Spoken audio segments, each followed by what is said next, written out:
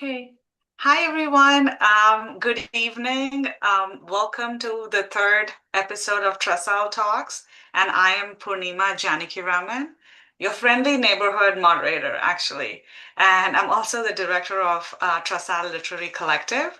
And TRASAL is Traveling South Asian Lit Fest, where we bring together a diversity of South Asian literary voices to surface and deepen connect conversations around key issues in South Asia and its diasporas. It curates and documents historically underrepresented writings of people in both mainstream and regional South Asian languages and translation.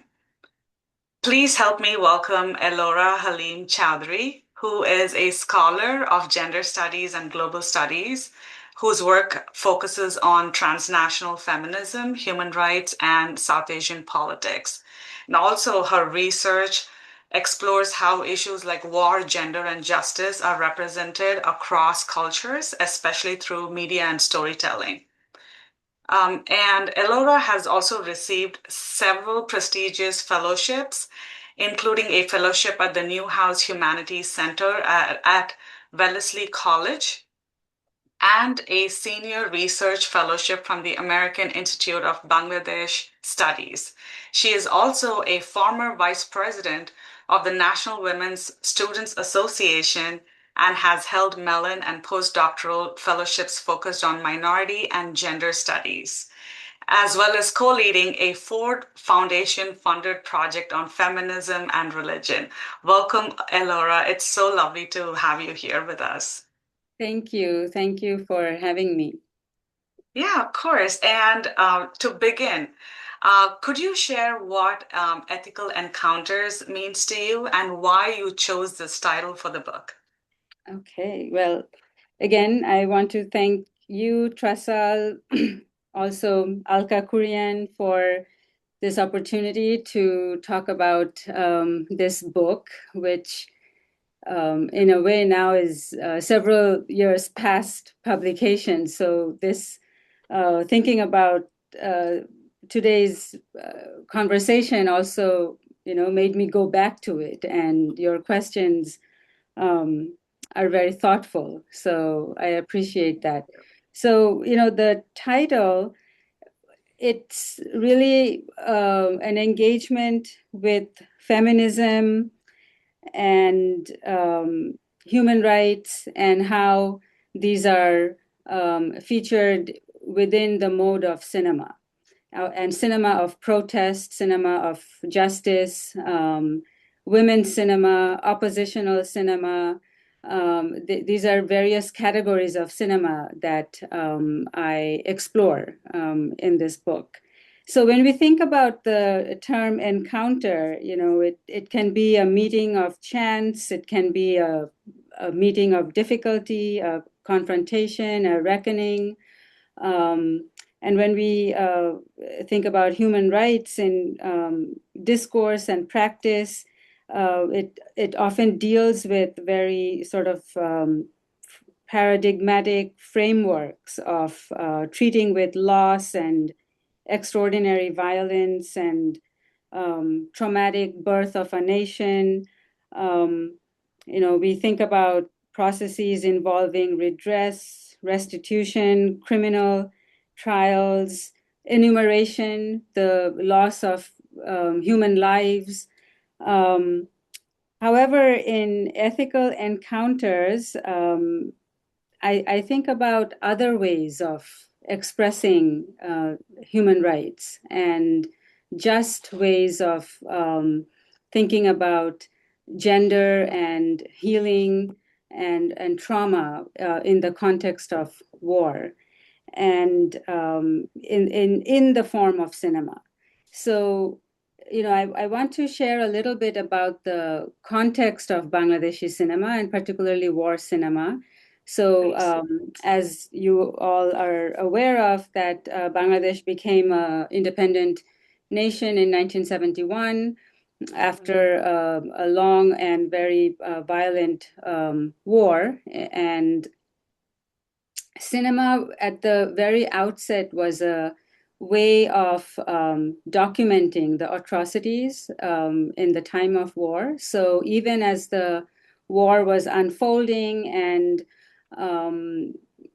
when West Pakistani forces were striking and on the ground in East Pakistan, or which is now Bangladesh, cinema was used as a tool to document what was happening. So, filmmakers like Zahir Raihan, who was already a established filmmaker at that time, having made very, iconic films like Jibon Theke Neya, Behula. He was commissioned by the provisional government to make a series of documentaries, and these were meant to sort of raise awareness around the world about this genocide that was taking place. And so out of that came films like Stop Genocide, and several others. So film was a tool at this time. It was, in a way, a weapon in the war to document and to raise awareness. And after Bangladesh became independent in 1971, immediately in the aftermath of that, there were a number of feature films that were released in 1972. And interestingly enough, many of the filmmakers, even the actors in these films, were freedom fighters themselves. And Wow. again, these films, in the genre of war cinema, strived to portray the loss and the triumphs of war. Now, in these early films, I would say that the representation of the war was, it was very gendered, but also in a way that really glorified the war and sort of the heroic triumphs of the freedom fighters. This was a liberation war, a mukti juddha. So really sort of, emphasizing that part. And women, although who, played very diverse roles in the war and in the nationalist struggle, they were portrayed in, somewhat very limited ways. As I was mentioning to you, the war, it was a devastating war, and sexual violence was also used as a weapon of war, and the representation of women were often limited to that role. And I talk about it in the film that women come to occupy this sort of a absent presence in the films, that the story of their suffering is kind of omnipresent, but it's also used in somewhat instrumental ways. This relationship between the plunder of the nation with the women suffering, this in a way sort of essentializing the role of women in nationalist struggles. That was sort of a dominant framework. So all this to say that war cinema has been a very integral part of the war itself in the claim for self-determination. And what interested me was to look at the films of women filmmakers and the way that they disrupt this kind of categorical representations of heroic freedom fighters and sort of subjugated women, and tell a more nuanced and ethical narration.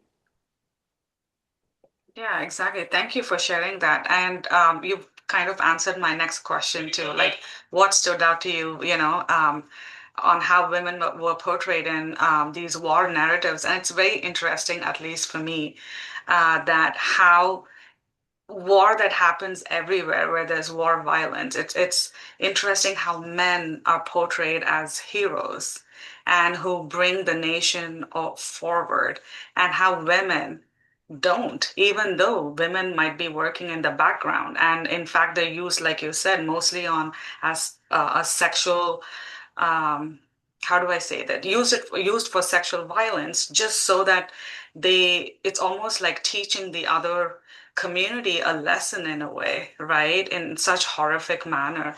And it's very strange how it's always the same everywhere, right? So it's kind of sad. When we start talking about other things, I think it'll be very helpful. So, and also, another question I want to ask you is, how does your book challenge the idea of women as symbols of a nation rather than individuals? So, one of the other, like you were saying that the way that the experiences of women in the war, right? That this is certainly not unique to Bangladesh, but I will mention that one of the unique things that did happen in Bangladesh in the aftermath of the war was the first president of Bangladesh, who is also known as the leader of the nationalist struggle, Sheikh Mujibur Rahman. Um, he declared the women who endured this kind of suffering and sexual violence during the time of war as Birangana women. So, and Birangana means brave women. So this was a Okay. honorific that the government of Bangladesh at that time bestowed on the women as a way to um, honor and recognize their role in the war. And this is before any kind of war tribunals or sort of reparations. So this was a precursor to all of that. So it however, this honorific did not always serve women in terms of recognizing their role as fighters in the war, right? So there was a very kind of division and hierarchy in terms of who are the freedom fighters and who are the Birangana women. And the Birangana women often faced further stigmatization as a result of being given this title and that becoming sort of a public knowledge. And many faced ostracization from communities, families, and so on. And of course, until I believe it was 2014, that was when women were also considered and recognized as freedom fighters and given, some of the kind of recognition and also compensation that freedom fighters were given at the outset. So it took several decades after the war, and a lot of activism by women's groups in Bangladesh to bring about this recognition. So this I will say that there has been a very active movement, if you will, on the ground to recognize the role of women and the diverse roles of women. From the time of the war till even now, this is, very much part of a larger national conversation. Oh, wow. No, that's wow, that's amazing. Like, even now, right? Even when a woman talks, and when she talks about how she feels or even her opinions, be it politically motivated or even otherwise, she is often always silenced, right? And which is kind of sad in a way. But I would love your opinion on. I know this we're kind of going a little bit away from the book, but just how would you react when your voice is silenced, or when people tell you that you, as a woman, cannot be talking about these narratives in your book? Well, I would say that the question of silence with regard to women in cinema, particularly war cinema, is a very prominent theme, and it's not that. And this anthropologist Nayonika Mukherjee, she has argued this in her work that in with regard to women's experiences in the war, it isn't so much that there is a silence in Bangladesh about that. It's actually very much in the public discourse. How women experience the war. It's more that the the stories are told or used in a kind of an instrumental way. So, I talk about various films in the book. For instance, there is a one of the films by Shabnam Ferdowsi. It's a documentary film, and it focuses on war, children of war, and if you look at the official figures with regards to the loss that occurred during the war, the official figures say that anywhere between 1 million to 3 million people were killed. Anywhere between 200 to 400,000 women were raped in camps. There were, 25,000 pregnancies as a result of those rapes, and the children of war, children who were born of rape after the war. The government took this policy of adoption and abortion, for foreign adoption and abortion. So there was a move to actually have the children adopted by countries outside of Bangladesh, and also various, medical camps and teams were set up for women to abort the fetuses. So, and there were, of course, also children of war who were born, or we know as Juddha Shishu. And in one of these films, Shabnam Ferdowsi's film, Janmo Sathi, she, sort of features what happens in Bangladesh every year during the Independence Day and Victory Day, that there's a certain commemoration of the war, and that often women survivors of violence are invited to come and speak about their experience. But again, this is sort of a instrumental way that their stories are narrated, and it's often follows this arc of suffering to rehabilitation, and the way that the state has intervened to make that possible. But it doesn't really offer complex stories of how women have dealt with their trauma, how have they healed, how have they lived within their communities. Those kinds of stories are often not part of the national narrative, right? And there's a very striking scene in this film where we see this woman, Tepri Bormon, and her son, Sudhir Bormon, who is a child of war.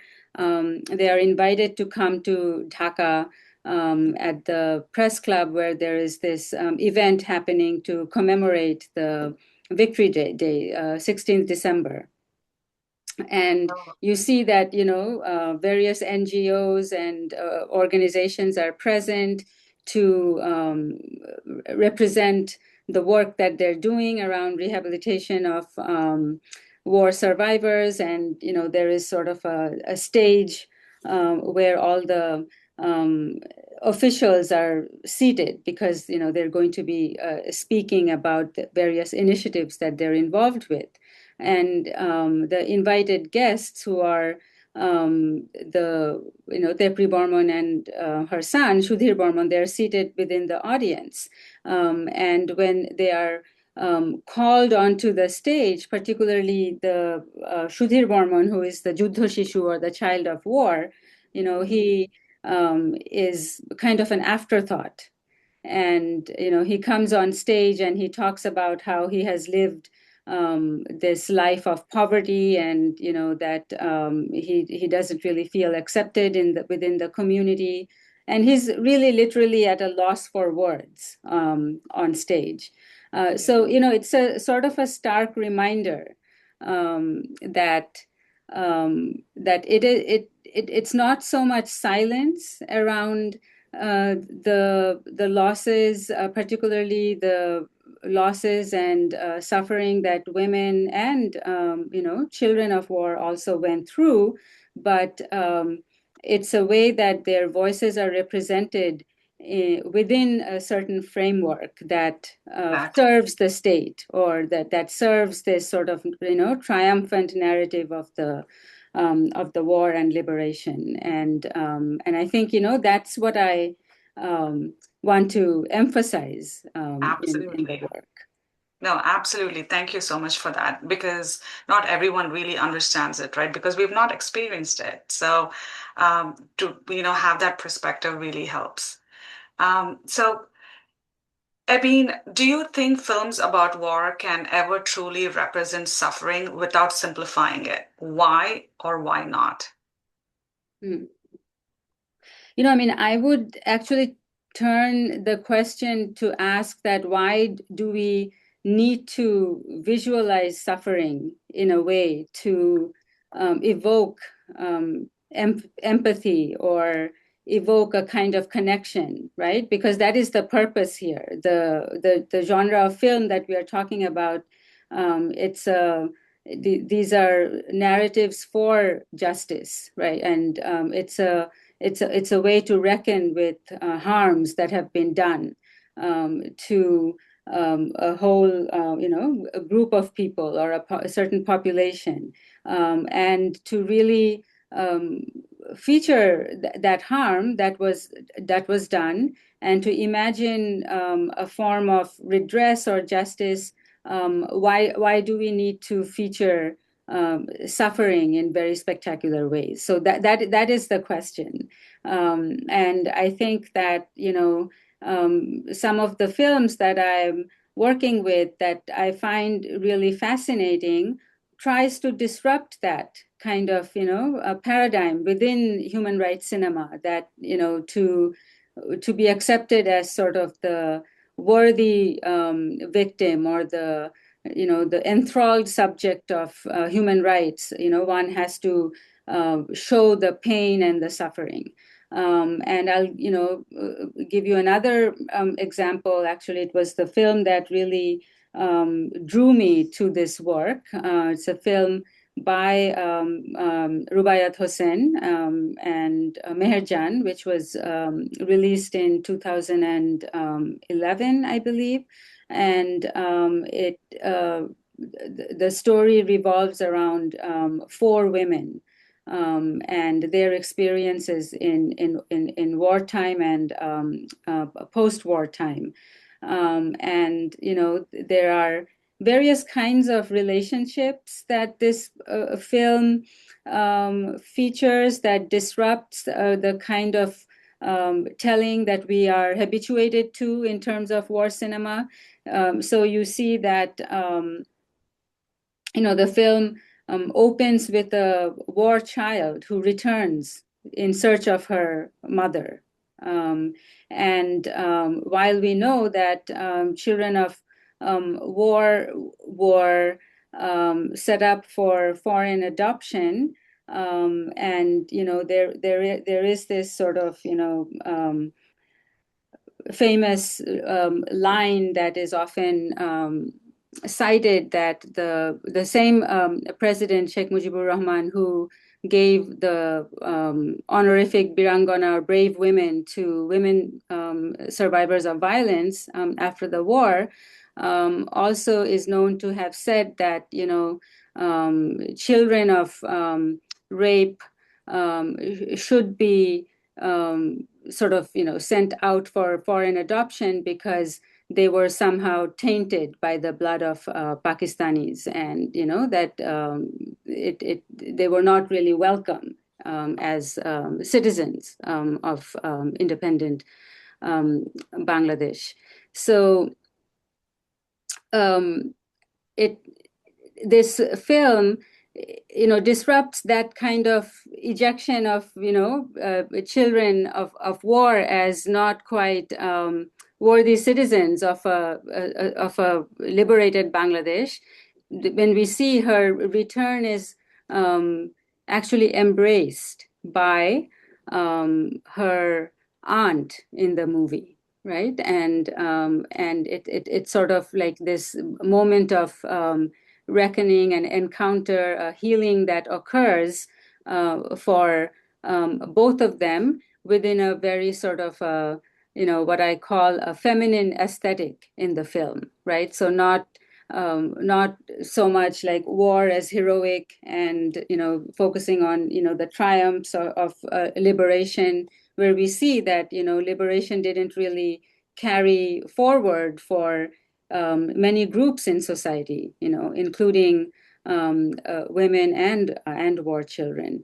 There is also a relationship in this film between a romantic relationship between a Pakistani soldier and a Bengali woman, which was also seen as really problematic by viewers. And in fact, the film was pulled from the theaters because of massive protests within 2 weeks of its release. And there were a lot of commentaries by various members of even feminist and civil society groups, who found it really problematic that this romantic relationship was kind of softening the violence that Pakistani soldiers unleashed in Bangladesh in East Pakistan at the time in 1971. However, I think the film was also questioning, the categorical ways that we think about the enemy soldier and reconciliation, and this sort of an encounter between the Bengali woman and the Pakistani soldier also reflected some, experiences women may or may not have had during the war, where, some soldiers may have supported women, or extended some kind of empathetic gestures towards them, and these kinds of sort of untold relationships within intimate settings that also represent how women endured the violence of war. This is a kind of a retelling of the story that kind of opens up these kinds of categorical ways that war cinema often portrays masculinity and femininity as either heroic or subjugated, and nothing in between. So it's another instance that I would bring up, and another example of this kind of oppositional women's cinematic representations that allow us to think about the experiences during the war, that are also part of the struggle. Exactly. And I really liked how you said we don't have to, in other words, romanticize suffering. There's no need for that, right? But sadly, that's what sells. And that's something that you're saying that we should actually go away from and talk about the realities about what is happening instead of romanticizing of what's happened, right? There's a term for it. I don't know if the right term or for me to say it here, but there's a term for it. It's called trauma porn. Basically, people like love trauma and they want to get into that side of things just so that it focuses on people's um, suffering, right? And the folks that who are watching it, they are so romanticized by the suffering, they actually end up. The movie actually does better. So that's why I wanted to ask this question and see how you kind of saw that. And I really liked how you said we don't have to like really focus on the suffering. There are other things that we can focus on. And then kind of my next question for you is, so as viewers, right, this is a great segue. What responsibility do we have when watching stories about real trauma? Do we just observe, or is there something more we should be doing? That's an interesting question, and it made me think of another film that I write about in this book, which is called Shadhinota, A Certain Liberation. And it's a documentary. It's made by filmmaker Yasmin Kabir.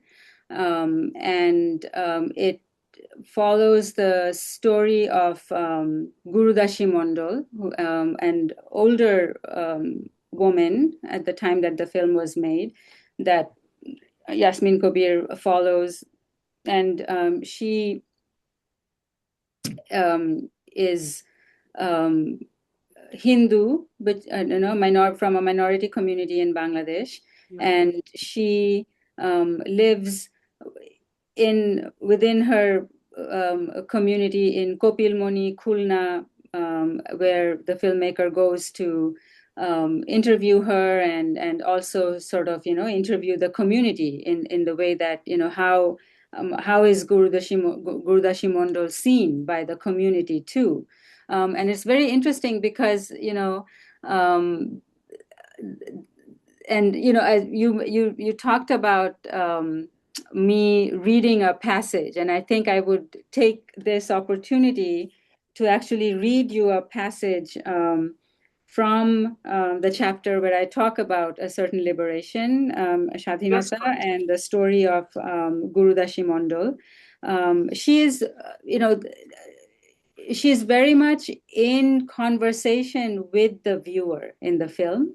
Okay. So it's also a kind of aesthetic that I think the filmmaker uses in the film to really engage the viewer into the storytelling, the narration of the story, the witnessing of the story, the interpretation of it, and what, that we go alongside Gurudashi Mondol instead of sort of objectifying her and seeing her as an object of trauma and suffering and so on. And so, okay, I'll just read you a little bit.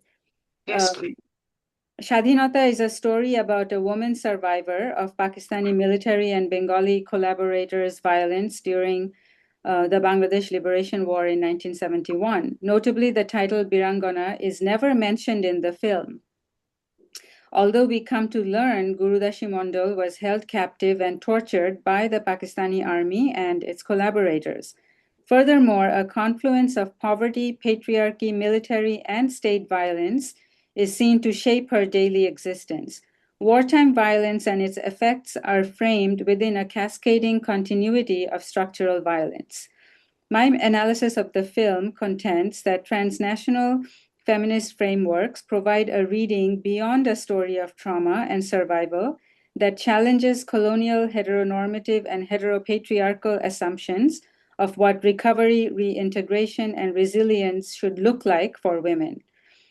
I focus on the ways in which Guru Mondol is embedded in a particular set of relations with kin and community in her hometown and illuminate the gendered agency and desire she articulates as a survivor, which is in turn nurtured by the kin and community as a demonstration of non normative and non regulative care. The film's aesthetic draws on a ghostly, haunting narrative of past pain that imbricates the present and brings attention to Guru Mondol's resilience and adaptation to trauma rather than emphasizing a modality of autonomous agency and resistance. In highlighting the impossibility of a resolution to trauma, the film opens up deeper questions about repair, healing, justice, and witness. As such, it offers a new epistemological genealogy of subjectivity born out of trauma that is resistant to a binary liberal framework of just being human and just being victim. It delinks from the spatial temporal framing of the linear progression of human rights discourse. And opens up new directions in analyzing the feminist struggle for justice and accountability. So, as Yasmin Kabir follows Guru Mondol, they go on this boat ride together. And, she is on this boat ride. She narrates to Guru Mondol what had happened to her. And this is towards the end of the film. Throughout the film, we see her as kind of a mad woman in the community. So very lovingly, various community members talk about Guru Mondol as someone they take care of collectively. She, in turn, also takes care of families and children, and they feed her, and she lives with them. Guru Mondol also mocks the filmmaker that, why are you here?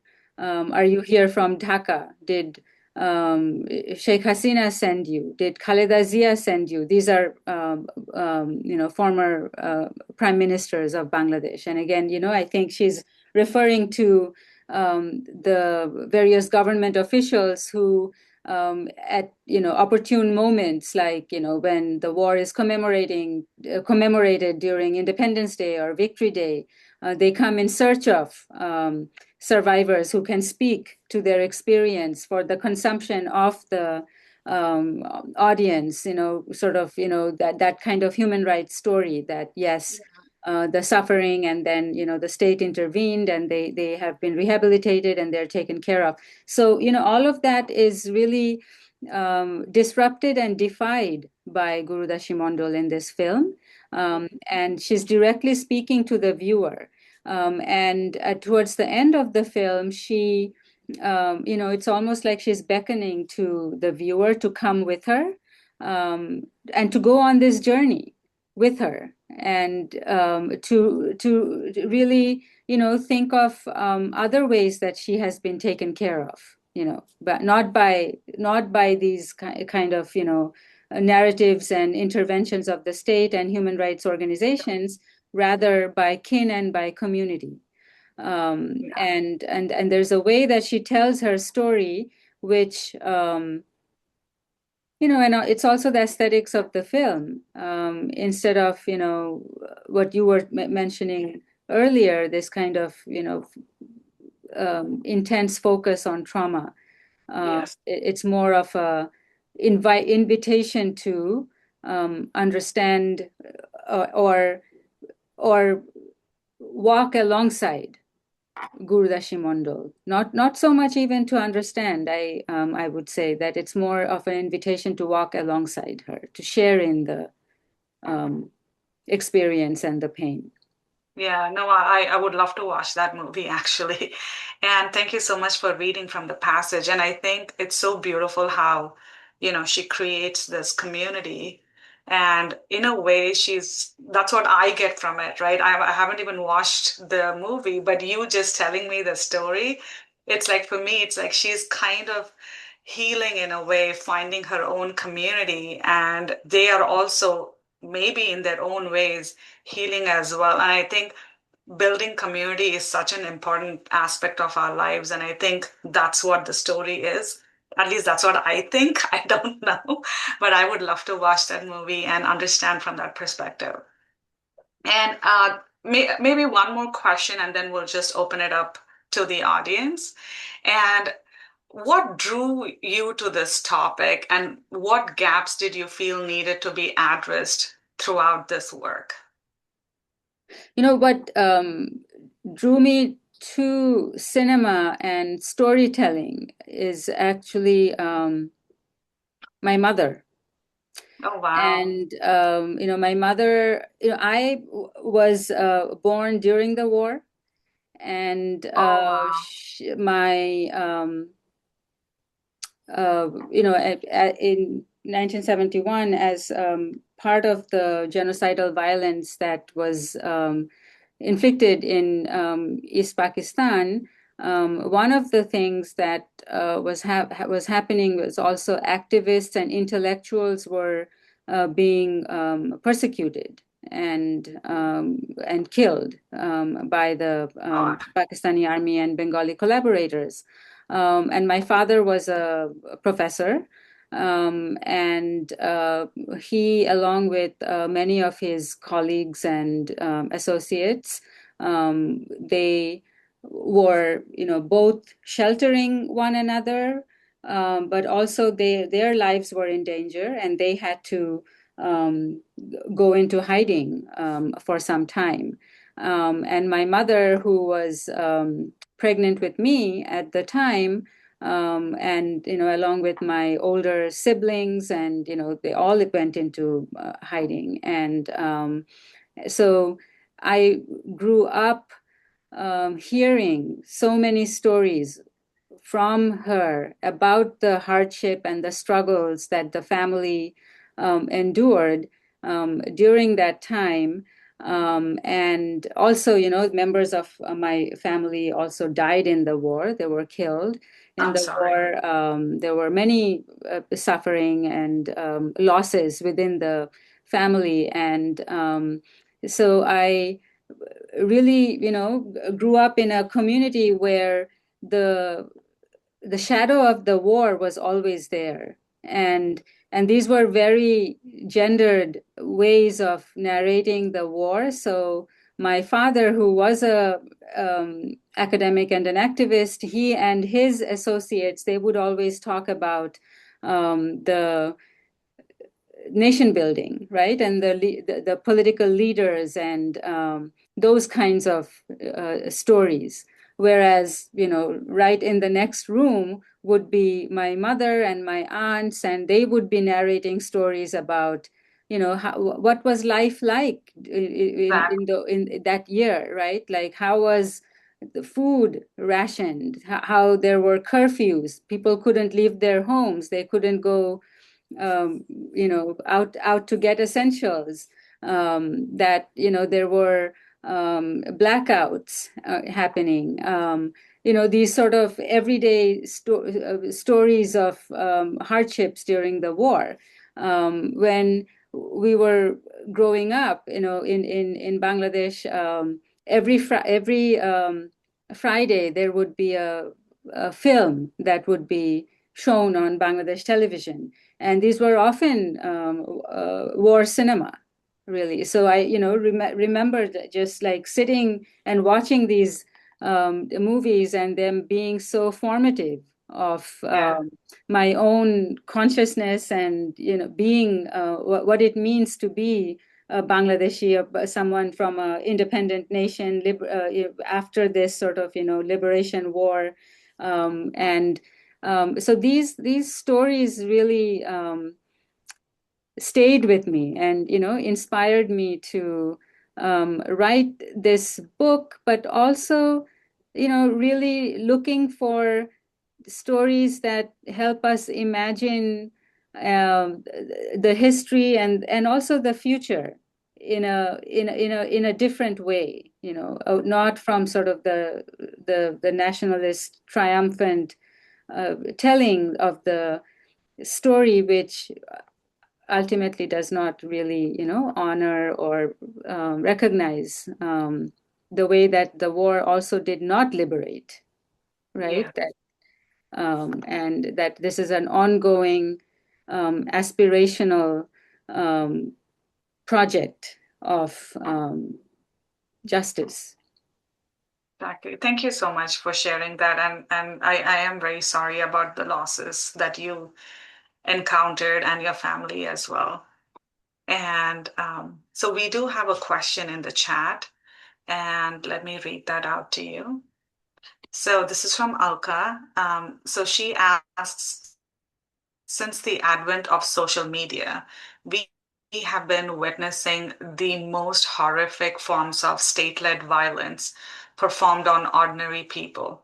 How do you read these images given your discomfort with essentialized suffering in fictional or even documentary films? Right, that's a whole um, another way that I think these kinds of horrific images and stories, they garner attention, right? And and I've done work, around gender violence and women's organizing around gender violence in Bangladesh, and um, telling stories that are um, of spectacular nature can often rally support and attention. It is a strategy sometimes that is also used by activists. But what we are seeing on social media, it's also has that effect of desensitization, right? Because it's just oftentimes, it's kind of decontextualized. We don't know where it's happening, when it happened. Um, so I think it can go both ways. It can instigate support and sort of a outpouring of attention and resources, but on the other hand, it can also decontextualize and desensitize.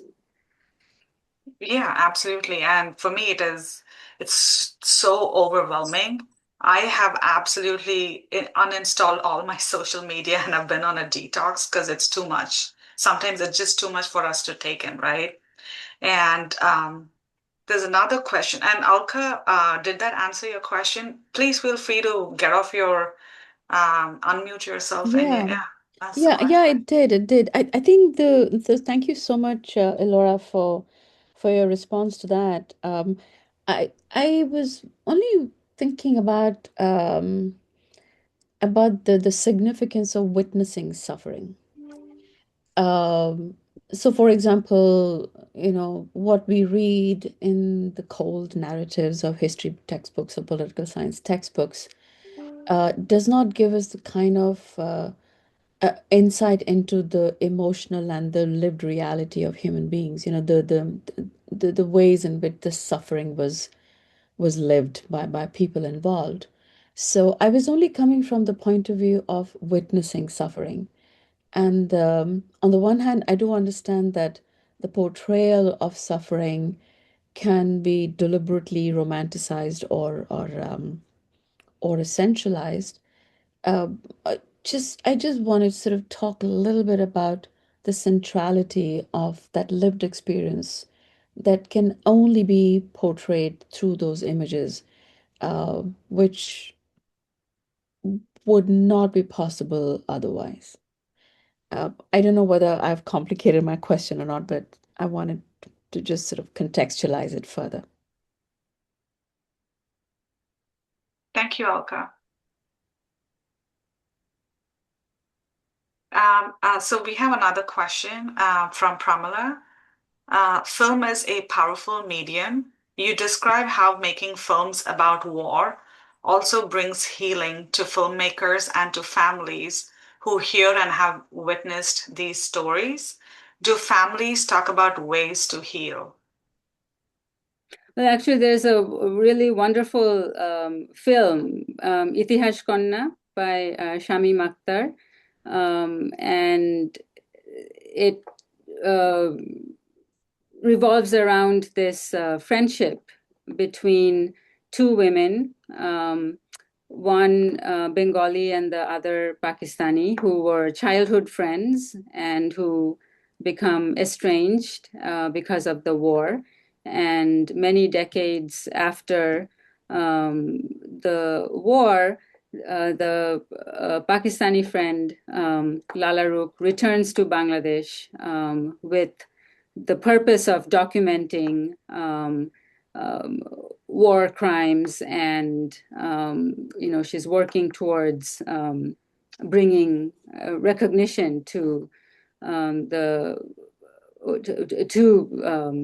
the genocide that happened in 1971. So when the friends are reunited, there is this very strong coldness between them, and so I talk about this notion of dissident friendship in the context of this relationship.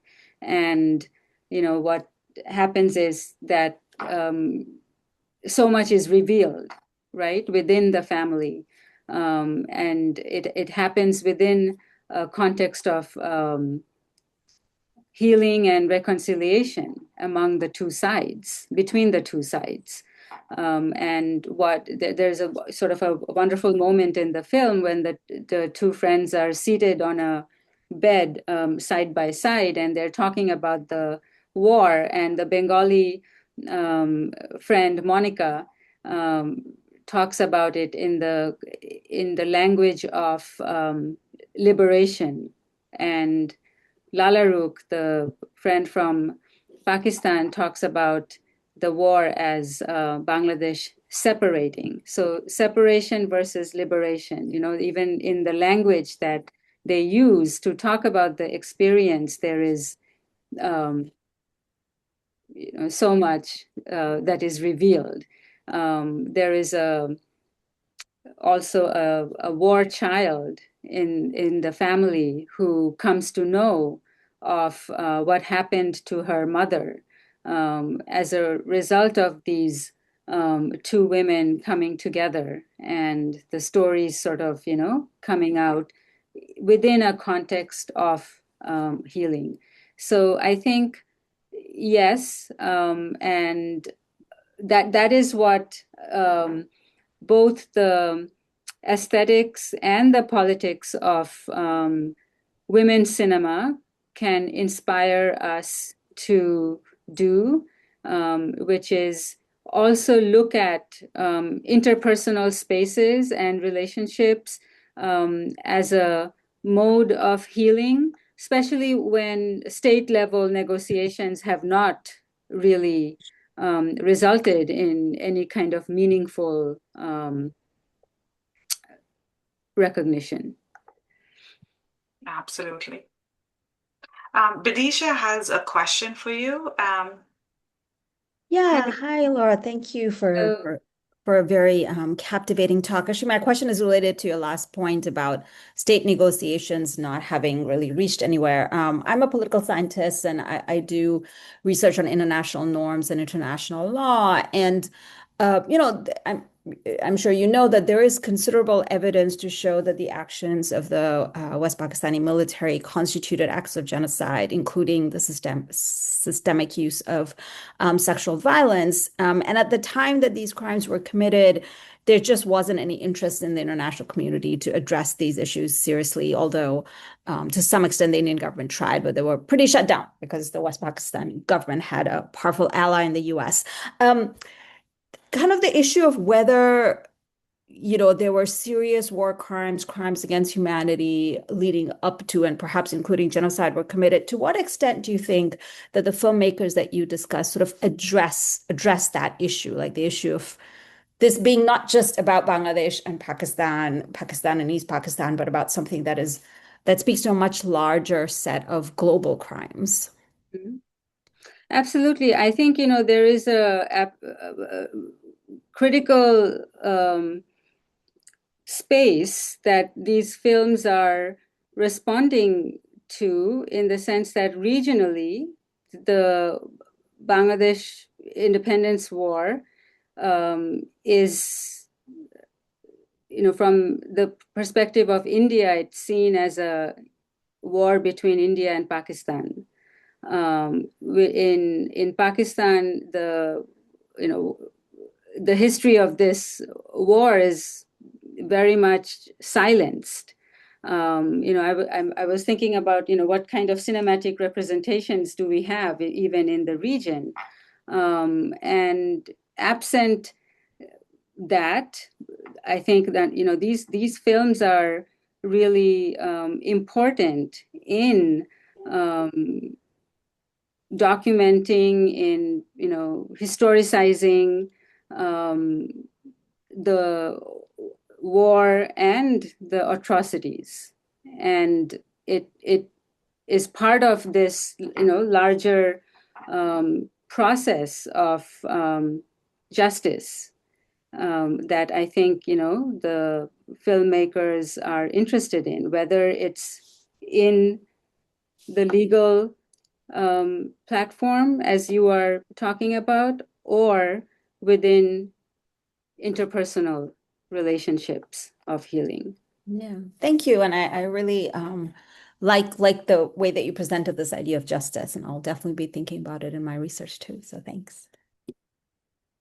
Thank you, Badisha. We have 2 more minutes. Anyone has any other question? I have one question, or maybe your sister can ask you. I think she just came on the camera, so. Let's unmute, yes.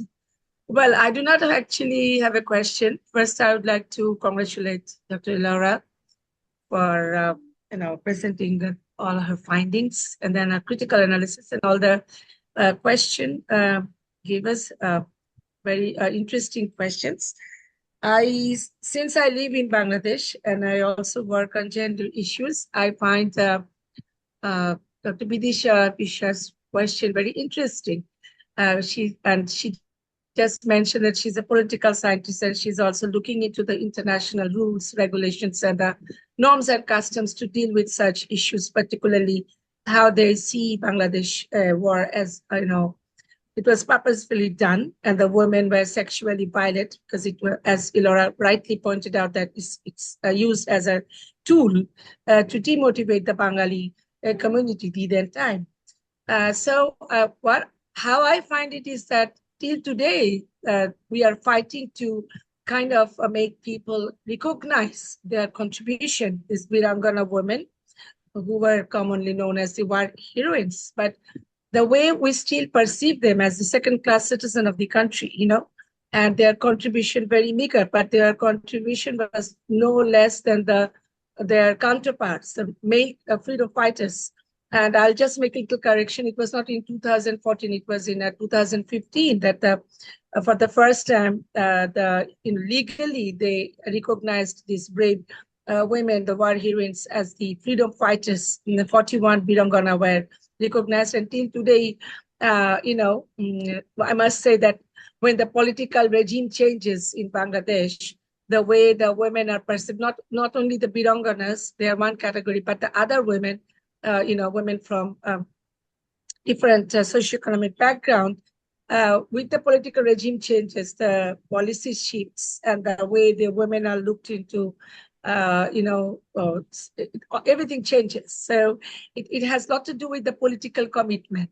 So going back to Bidisha's question is that the laws I find very gendered, not only in Bangladesh, Pakistan, or India, but overall, even if you look into the international law, when they deal with the women's role in particularly in war, it's quite gentle because, oh, okay, they were just there, but they were not just there, they were an integral part of the war. So I think from this point of view, I think we need to kind of critically see their role. And of course, the feminist scholars are struggling hard to make that, kind of make their voice heard, and at the same time, give them as, their due space in the history and in all this analysis. Thank you very much. Of course. Thank you, Dr. Halim. Appreciate it. And even for me, I have so much to learn, and we are at time. So thank you, Elora, for taking the time to speak with us today. It was absolutely fantastic.